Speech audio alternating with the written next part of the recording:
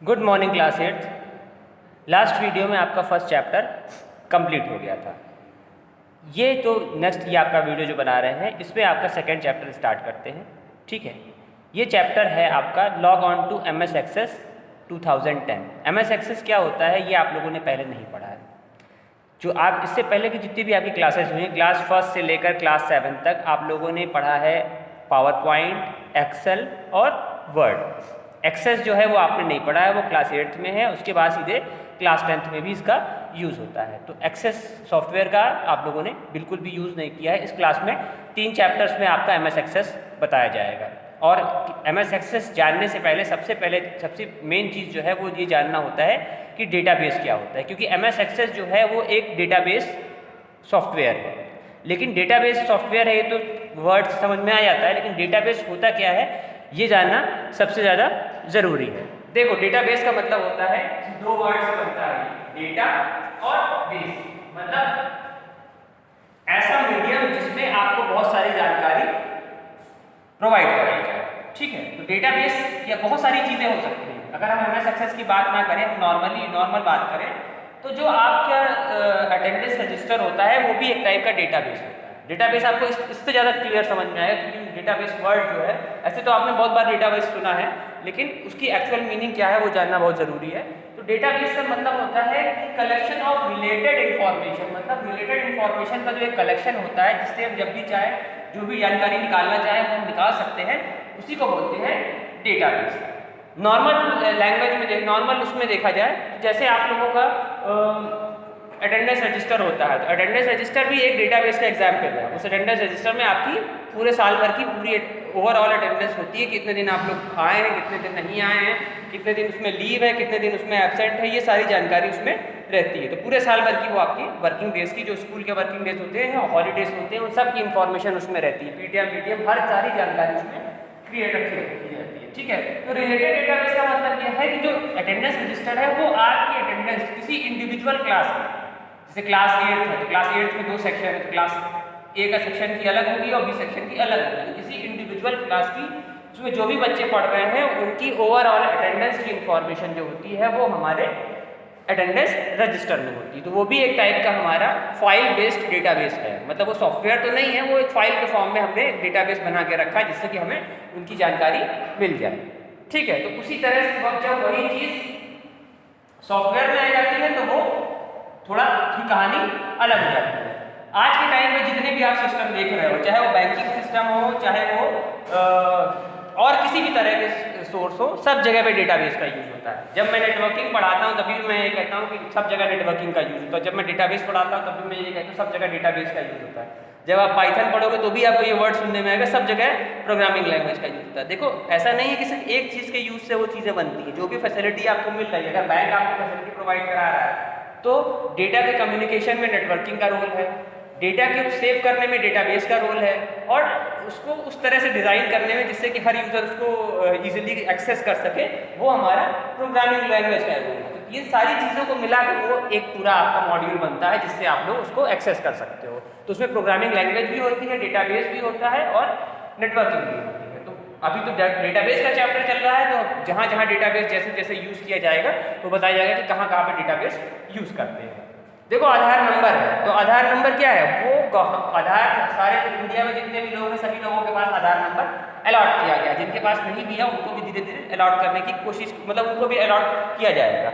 जो बच्चे पैदा होते हैं कुछ साल बाद उनका भी आधार नंबर बनाया जाता है। तो उसके पीछे वजह यही होती है कि आधार नंबर बनाने से ये पता चल जाता है कि उस इंसान की सारी जानकारी जो होती है वो गवर्नमेंट के पास होती है। सारी का मतलब कि एक कोई इनिशियल जो उसकी है, जैसे नेम है, फादर नेम है, डेट ऑफ बर्थ है, और वो अगर कहीं वर्क कर रहा है तो वो सारी इन्फॉर्मेशन उनके पास आ जाती है। तो वो इसीलिए बनाया गया है जिससे कि हर किसी को कहीं भी इजीली एक्सेस किया जा सके। इसके बड़े सारे फायदे भी हैं, जिसे आप लोगों ने न्यूज़ में देखा होगा कि कई बार न्यूज़ सुनने में आता है कि एक आदमी 2 जगह पे नौकरी कर रहा था और बाद में पकड़ा गया और फिर उसको जेल भेज दिया गया। तो ये सब चीज़ें जो होती हैं, जब आधार नंबर नहीं है और पैन नंबर नहीं हुआ करते तब इस तरह की चीज़ें पकड़ पाना बहुत मुश्किल था। बहुत सारे लोग ऐसे हैं जो 2-2 जगह पे सैलरी लेते रहे, बाद में रिटायर भी हो गए और कुछ हुआ भी नहीं। लेकिन आज के टाइम पर इस तरह का किसी भी तरह का फ्रॉड जो होता है वो पॉसिबल नहीं है, क्योंकि हमारी सारी इंफॉर्मेशन गवर्नमेंट के पास स्टोर्ड है, हमारी सारी जानकारी गवर्नमेंट के डेटाबेस में आधार कार्ड के फॉर्म में स्टोर होती है। जब आप लोग भी क्लास 8 में हो, क्लास 9 में जाओगे तो उसमें रजिस्ट्रेशन फॉर्म भरा जाएगा। तो जिस भी स्टूडेंट का रजिस्ट्रेशन फॉर्म भरा जाता है सब में आधार नंबर जरूर डाला जाता है। अगर मान लो कोई ऐसा स्टूडेंट अब मिल जाता है जिसके पास आधार कार्ड नहीं है तो वो क्लास 9 में CBSE में रजिस्टर नहीं करा पाएगा। बाकी बोर्ड्स में भी नहीं करा पाएगा, सब जगह पे कंपल्सन है कि कम से कम एक आपके पास ID प्रूफ होना चाहिए। तो उस ID प्रूफ में 3-4 चीज़ें हैं कि आधार कार्ड हो, ड्राइविंग लाइसेंस हो, क्या कहते हैं वोटर ID हो या फिर पासपोर्ट हो। तो पासपोर्ट और आधार ये 2 चीज़ आप लोगों की बन सकती, ना आपकी वोटर ID बन सकती क्योंकि आपकी एज उतनी नहीं है, और ना आप लोग का ड्राइविंग लाइसेंस बन सकता। तो बच्चों के केस में 2 ही चीज़ बन सकती है, या तो आपके पास पासपोर्ट हो या तो आपके पास आधार हो। तो पासपोर्ट तो बहुत कम लोगों के पास होगा, आपकी क्लास में शायद ही कोई हो जिसके पास पासपोर्ट हो, बहुत कम, रेयरली ऐसे कोई मिलेंगे स्टूडेंट जिनके पास पासपोर्ट होगा। लेकिन आधार कार्ड सबके पास रहता है, तो इसीलिए आधार कार्ड पे इतना जोर दिया जाता है। स्कूल में शुरू में भी कभी भी एडमिशन लो तो स्कूल वाले आधार कार्ड पे इसलिए जोर देते हैं क्योंकि बिना आधार कार्ड के आगे चल के दिक्कत आने लगती है। अगर आपको कोई एग्जाम भी देना है तो उसके लिए आपके पास आधार नंबर होना बहुत ज़रूरी होता है। तो ये सारी चीज़ों की ज़रूरत इसलिए पड़ती है क्योंकि हमारी पूरी जानकारी वो गवर्नमेंट के डेटाबेस में स्टोर होती है। वो ऐसे सॉफ्टवेयर होते हैं जहाँ पर सारे लोगों की जानकारी, इंडिया में जितने भी लोग हैं जिनका भी आधार क्रिएटेड है, सबकी इन्फॉर्मेशन वहाँ पर स्टोर है, चाहे वो हम हो, चाहे वो आप लोग हो, चाहे वो कोई भी हो, कोई इंडस्ट्रियलिस्ट हो, कोई बिजनेसमैन हो, कोई एक्टर हो, कोई भी फेमस इंसान हो, सबकी इन्फॉर्मेशन का सबका अपना आधार होता है, सबका अपना आधार नंबर होता है, सबकी इन्फॉर्मेशन वहाँ स्टोर होती है। जब उसमें कुछ चेंजेस होते हैं तो टाइम पर हम उसको अपडेट कराते हैं। तो किसी भी तरह के फ्रॉड से बचने के लिए इसका बहुत यूज होता है इंडिया में। बाकी विदेशों में उस नंबर की कोई ज़रूरत नहीं है, लेकिन इंडिया में कहीं पर भी आपको मतलब इस तरह की इसको आधार नंबर की हर जगह ज़रूरत होती है। जॉब में भी कहीं भी जाते हैं तो वहाँ पर भी आधार नंबर हमको प्रोवाइड कराना पड़ता है, जिससे कि ये पता चलता रहे कि हम यहाँ पर वो जो भी मतलब जैसे स्कूल है तो स्कूल में हम लोगों की सारी इन्फॉर्मेशन है, तो वो सारी इन्फॉर्मेशन CBSE में भी हम लोग होती है, उससे ये पता चलता है कि जैसे ये फला टीचर है तो ये यहाँ पर वर्क कर रहा है। तो कोई अगर हम चाहें ज़्यादा दिमाग लगाएं तो हम यहाँ पर जॉब कर रहे हैं और अपने ही जो डॉक्यूमेंट्स हैं वो किसी और स्कूल में लगा दें, उनसे कहें कि हमें थोड़े से पैसे दे दीजिए और हमारा डॉक्यूमेंट का यूज़ करते रहिए। तो ऐसा हम नहीं कर सकते क्योंकि पहले ऐसे होता था, लेकिन आज के टाइम पर नहीं पॉसिबल है क्योंकि वो CBSE को पता चल जाएगा। तो CBSE की गवर्नमेंट बॉडी है तो वो हमारे आधार नंबर और पैन नंबर की इसकी हद से ये पता लगा लेगी कि ये फला आदमी कहाँ पे काम कर रहा है। तो ऐसे इन चीज़ों को, इन सारे चीज़ों को रोकने के लिए डेटाबेस में बहुत बड़ा रोल निभाया है। पहले के टाइम में चल जाता था, पहले में बहुत सारी चीज़ें ऐसी होती थी, बहुत कहीं पे कोई जॉब पे नाम किसी और का चल रहा है और वहाँ पे जॉब कोई और रहा है। ये सारे जो फ्रॉड हैं बहुत सालों से चल रहा है, तो इसीलिए गवर्नमेंट ने एक ऐसा सिस्टम बनाया जिससे कि इन सब चीज़ों पे रोक लगाई जा सके। अब वही धीरे धीरे चीज़ें सामने आ रही हैं तो वही चीज़ें पकड़ में आती। तो इस तरह की जितनी भी चीज़ें आपको न्यूज़ में सुनने को मिलती हैं वो उसमें मेजर रोल जो होता है वो डेटाबेस का होता है। मतलब आधार नंबर जो है वो हमारा गवर्नमेंट के डेटाबेस में स्टोर है, उसी के थ्रू वो लोग पता लगा लेते हैं किस आदमी ने, कौन आदमी कहाँ पे काम कर रहा है, कहाँ पे पढ़ाई कर रहा है। ठीक है, तो ये सारी चीज़ें होती हैं। तो ये डेटाबेस का जो रोल है वो हमारी लाइफ में, मेरे कहने का मतलब ये है कि हर जगह पे है। ऐसा नहीं कि सिर्फ इस चैप्टर में डेटाबेस है, हमने लाइफ में पूरी तरीके से उसे यूज़ करते हैं, बस वो हमें पता नहीं है। भाई बैंक में क्या होता है, बैंक में भी डेटाबेस का यूज होता है। जो हमारी सारी इन्फॉर्मेशन होती है, हमारे ट्रांजेक्शन से रिलेटेड इन्फॉर्मेशन होती है, सब बैंक में स्टोर होती है, बैंक के डेटाबेस में स्टोर होती है। हमने जैसे ही पैसा निकाला ATM से तो अपने आप से हमारे डेटाबेस में चेंज हो जाता है और हमारा वो पैसा डिटेक्ट होकर हमारे पास मैसेज आ जाता है। हमने पैसे जमा कर दिए तो भी मैसेज आएगा क्योंकि हमारा अकाउंट अपडेट होगा। तो वो सब कुछ डेटाबेस की हेल्प से होता है। जितना भी कुछ आप ट्रांजेक्शन देख रहे हो वो सारे ट्रांजेक्शन की अपडेशन, डिलीशन, जितनी भी चीज़ें हो रही हैं, जो अपडेट हो रहे हैं, डिलीट हो रहे हैं, चेंजेस आ रहे हैं, वो सब कुछ डेटाबेस की हेल्प से हो रहा है। उनके अपने खुद के डेटाबेस होते हैं। ठीक है, तो डेटाबेस सॉफ्टवेयर तो है ही, साथ हार्डवेयर के फॉर्म, मतलब अगर नॉर्मल उसमें देखा जाए तो किसी भी तरह के रिलेटेड इन्फॉर्मेशन का जो कलेक्शन होता है उसको बोलते हैं डेटाबेस। ठीक है, तो अब आते हैं अपने कंप्यूटर के उसमें। अब बाकी चीज़ों को छोड़ देते हैं, अब मेन चैप्टर पे आते हैं कि कंप्यूटर में डेटाबेस कैसे कैसे यूज होता है। तो यहाँ पर 2 डेफिनेशन दी गई है डेटाबेस की, 2 टाइप दिए गए। एक होता है फ्लैट फाइल डेटाबेस, एक होता है relational database. Flat file database में आता है आपका MS Excel। डेटाबेस में सबसे जरूरी चीज जो होती है वो होती है टेबल। बिना टेबल के डेटाबेस कोई यूज यूज़ का ही नहीं है। भाई हर किसी की अपनी अपनी टेबल बनाई जाती है, उन्हीं टेबल के थ्रू किसी भी इंसान के रिकॉर्ड देखा जाता है। जैसे आप लोग हैं, आप लोग स्टूडेंट हैं, तो आपकी फीस की इन्फॉर्मेशन आपके नाम की आपके क्लास की एक्सेल फाइल क्रिएटेड है, उसमें एक एक्सेल फाइल जो है वो फीस की इन्फॉर्मेशन देती है, दूसरी एक्सेल फाइल ट्रांसपोर्ट की इन्फॉर्मेशन देती है। देखो सिंगल पर्सन इतनी सारी इन्फॉर्मेशन नहीं स्टोर कर सकता है। जहाँ पर 600-700 बच्चे हो, वहाँ पर किस बच्चे की फीस जमा है, किस बच्चे की फीस नहीं जमा है, किस बच्चे का ट्रांसपोर्ट जमा है, किस बच्चे का ट्रांसपोर्ट नहीं जमा है, ये सब मैनुअली बता पाना उतना ईजी नहीं होता, कोई माइंड में नहीं रख सकता। तो उसको या तो रजिस्टर के थ्रू मेंटेन किया जाता है या फिर एक्सेल के थ्रू। पहले के टाइम पर जब एक्सेल और कंप्यूटराइज सिस्टम नहीं होता था, तो आज भी रजिस्टर भी यूज़ करते हैं, बहुत जगह पर रजिस्टर भी, रजिस्टर में भी एंट्री करके कि जो भी स्टूडेंट है उसका किस महीने की कितनी बाकी है, वो सब कुछ रजिस्टर में एंट्री की जाती है। लेकिन उससे भी बेटर सॉल्यूशन हमारे पास है एक्सेल। एक्सेल का हर किसी की एक्सेल फाइल क्रिएट कर दी जाती है, उसी में टाइम पर चेंजेस किए जाते हैं। तो जब भी आप लोगों को देखा होगा कि जब भी मतलब फीस के लिए आप लोगों को नोटिस दी जाती है, तो उसमें जो एक पेपर मिलता है, उसी पेपर में लिखा होता है कि किसको किसके का कितना कितना बैलेंस किस महीने का बाकी है। तो ये एक्सेल का यूज इसीलिए सबसे ज़्यादा किया जाता है कि जितने भी तरह की कैलकुलेशन है, जितने भी तरह के डेटा को जो न्यूमेरिक डेटा है, जहाँ पर फिगर्स है, जहाँ पर नंबर्स है, उनको स्टोर करने के लिए इसका बहुत ज़्यादा यूज, तो उसमें वहाँ पर वर्ड उतना यूजफुल नहीं रहता। तो यहाँ पर इसमें भी टेबल्स क्रिएट होती है और एक्सेल में भी टेबल्स क्रिएट होती है, लेकिन दोनों की कहानी अलग अलग है, दोनों में बहुत बड़ा डिफरेंस है। दोनों डेटाबेस, इसको फ्लैट फाइल डेटाबेस में हम रख सकते हैं, वैसे तो वो स्प्रेडशीट है, लेकिन उसको हम फ्लैट फाइल डेटाबेस में रख सकते हैं, क्योंकि इसमें जो टेबल बनती हैं, ये टेबल एक इंडिविजुअल टेबल होगी। किसी मान लो हमारे क्लास की एक टेबल बना दी गई, क्लास 8th ए की एक टेबल है, क्लास 8th बी की एक टेबल है फीस की, तो उसमें फीस की इन्फॉर्मेशन होगी, ठीक है। लेकिन इसमें जो टेबल्स होती है वो एक दूसरे से जुड़ी हुई नहीं होती, वो टेबल्स में एक दूसरे से कोई रिलेशन नहीं होता, सारी टेबल्स अलग अलग बनेगी, सारी अलग अलग एक्सेल फाइल में अलग अलग सीट पे अलग अलग टेबल बनेगी, किसी भी तरह का रिलेशन एक टेबल से दूसरे टेबल का नहीं होता है। एमएस एक्सेल जो होता है वो रिलेशनल डेटाबेस का हिसाब है। डेटाबेस तो आपको थोड़ा बहुत क्लियर होगा, रिलेशनल डेटाबेस का मतलब होता है ऐसा सॉफ्टवेयर जिसमें जो टेबल्स क्रिएट हो रही है वो टेबल्स एक दूसरे से लिंक है।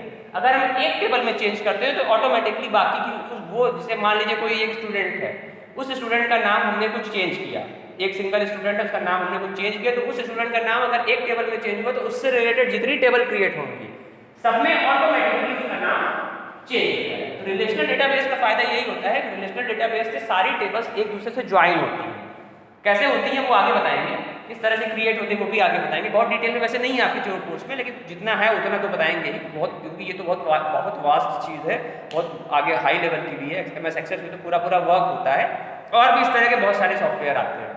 क्लास 10th जब ना अपना क्लास 10th में या 9th 11th 12th में जाओगे तो वहाँ पर माई एसक्यूएल करके डेटाबेस पढ़ाया जाता है, वो भी एक डेटाबेस है। जैसे एमएस एक्सेल एक डेटाबेस का एग्जाम्पल है, रिलेशनल डेटाबेस का एग्जाम्पल है, उसी तरह से माई एसक्यूएल भी होता है। तो वो कई टाइप के अलग अलग होते हैं, और बहुत सारे जो कंपनीज होती हैं वो अपना खुद का भी डेटाबेस ऑर्डर देकर बनवाती हैं, मतलब बड़ी कंपनीज की बात कर रहे हैं, जो बहुत बड़ी बड़ी कंपनीज होती हैं, माइक्रोसॉफ्ट जैसी कंपनी है, तो इनका अपना खुद का, इन लोगों के खुद के अपने अपने डेटाबेस, या और कोई इस तरह की कंपनी है तो वो ये तो खुद ही एमएस एक्सेल तो माइक्रोसॉफ्ट का ही प्रोडक्ट है, तो ये भी अपने खुद के डेटाबेस बनवाती है। तो ये डेटाबेस मतलब कहने का मतलब ये है कि इनमें जितना भी डाटा होता है, अलग अलग जितनी भी टेबल क्रिएट की जाएगी, वो सारी टेबल एक मेन टेबल से लिंक होगी, ठीक है, उसको मास्टर टेबल कहते हैं। उस मास्टर टेबल में अगर हम चेंज या किसी भी टेबल में चेंज करते हैं, किसी भी सिंगल टेबल में चेंज करते हैं, तो ऑटोमेटिकली सारे में वो चेंजेस इफेक्ट होता है, ठीक है। तो वो तो चलो आगे बताते हैं उसके बारे में कैसे होता है।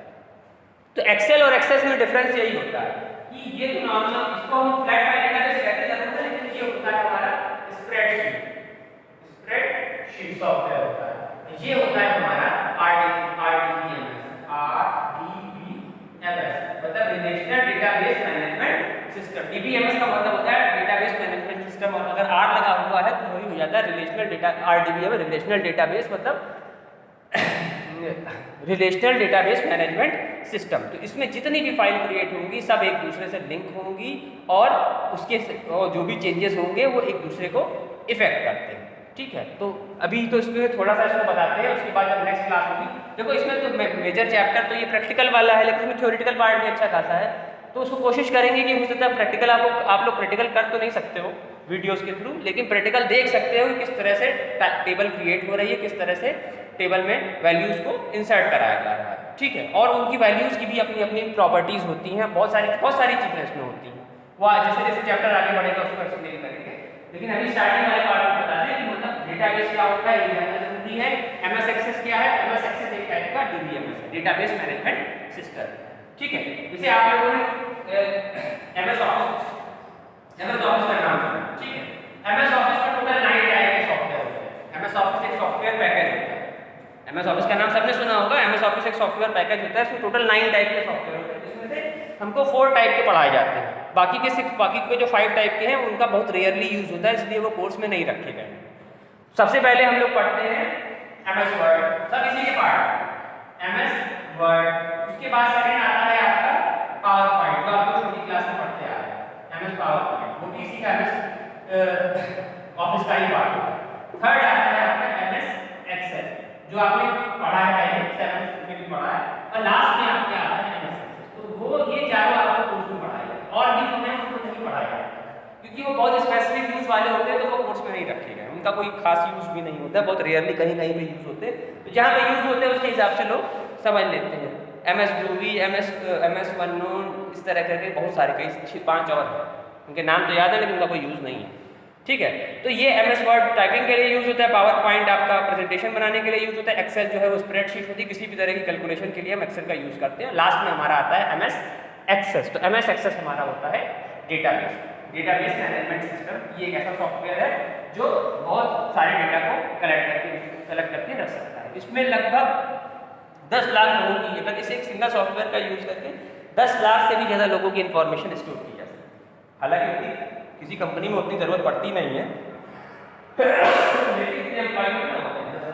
लेकिन इनका यूज़ करके हम 10 लाख से भी ज़्यादा लोगों की इंफॉर्मेशन को स्टोर कर सकते हैं। काफ़ी हैवी सॉफ्टवेयर होता है, मतलब हैवी का मतलब इसकी कैपेसिटी बहुत ज़्यादा होती है। वैसे तो किसी भी सिस्टम पे इंस्टॉल हो जाता है, आप MS ऑफिस इंस्टॉल करोगे, एक्सेस अपने ऑटोमेटिकली उसी का पार्ट होता है, ऑटोमेटिकली इंस्टॉल हो जाएगा। लेकिन इसकी कैपेसिटी काफ़ी ज़्यादा होती है, काफ़ी सारी टेबल्स हम क्रिएट कर सकते हैं, काफ़ी सारे लोगों की इन्फॉर्मेशन हम इसमें स्टोर कर सकते हैं, और इन्फॉर्मेशन को कैटेगराइज की जाता है। हर तरह की, हर इन्फॉर्मेशन की अपनी कैटेगरी होती है, नेम अपनी अलग कैटेगरी होती है, नंबर्स की अपनी अलग कैटेगरी होती है, तो हर चीज़ की अपनी कैटेगरी होती है, उसको उसी तरह से डिफाइन किया जाता है।